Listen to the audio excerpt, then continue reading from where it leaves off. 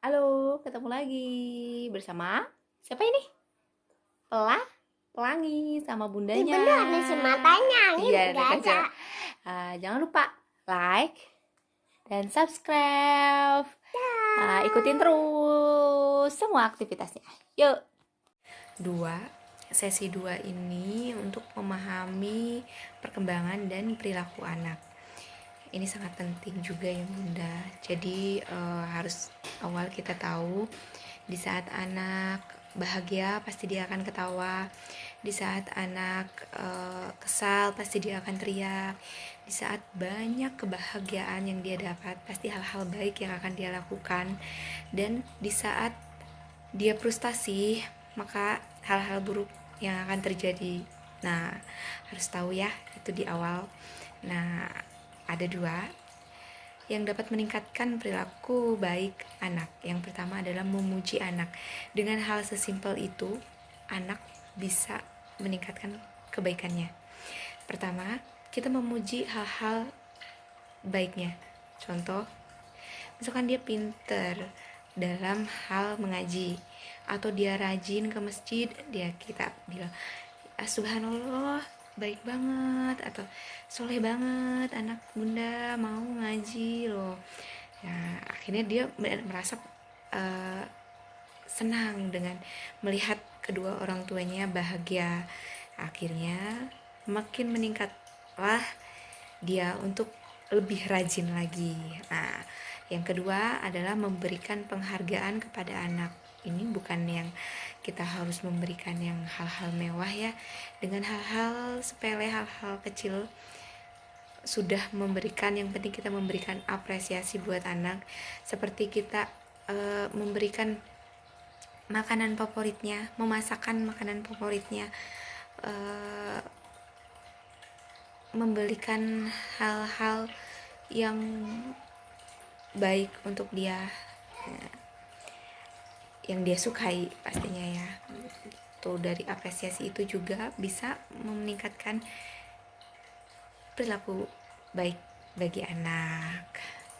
Jadi dia makin semangat karena kita sudah memberikan apresiasi. Misalkan, nah kamu udah pinter, kamu besok kalau lebih pinter, misalkan lebih berperingkat lagi, nanti ibu masakan makanan buat kamu. Nah, itu udah memberikan apresiasi untuk peningkatan kebaikan bagi anak. Nah, untuk selanjutnya yaitu mengurangi perilaku buruk anak. Mengurangi perilaku buruk anak juga susah gampang juga.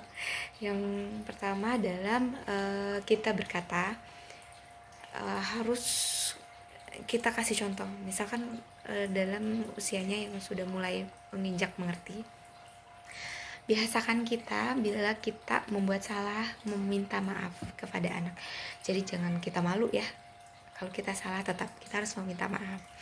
Terus kalau misalkan anak kita berperilaku baik atau dia sudah mengerjakan sesuatu yang baik, berterima kasih. Jangan lupa ucapkan terima kasih. Hal sesimpel itu bisa mengurangi perilaku buruk anak.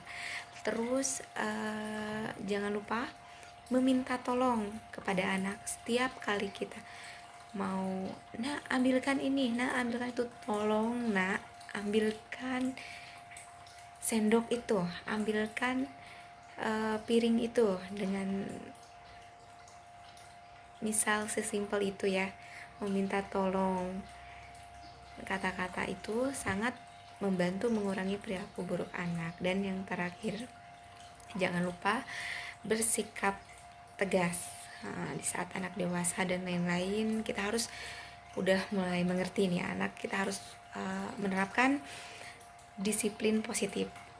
Disiplin positif ini banyak ya halnya, kayak misalkan yang terakhir itu bersikap tegas. Kita sebagai orang tua itu perlu ternyata. Jadi bukan hanya kita bersikap lemah lembut aja. Jadi mereka harus tahu disiplin, mereka harus tahu mana yang baik mana yang enggak. Bukan yang kita terus-terusan ini boleh itu boleh, enggak seperti itu ya. Jadi dia harus tahu batasannya. Di saat dia melakukan hal-hal buruk, kita harus tegur, harus tegas. Nah, bila kamu melakukan seperti itu lagi, maka kamu tidak boleh menonton TV seharian. Maka kamu berdiri dulu 5 menit di depan pintu. Atau selain kita memberi sanksi secara bersama atas kesepakatan bersama kita dan anak, bila kita mau anak kita sesuai, maka kita harus saling kesepakatan antara anak, itu perlu. Terus juga kita jangan asal main hukum, kita harus memberitahu apa kesalahannya dia, akibat dari kesalahannya dia. Nah, itu yang dapat mengurangi perilaku buruk anak. Semoga bermanfaat ya. Kita lanjut lagi nanti ke sesi 3.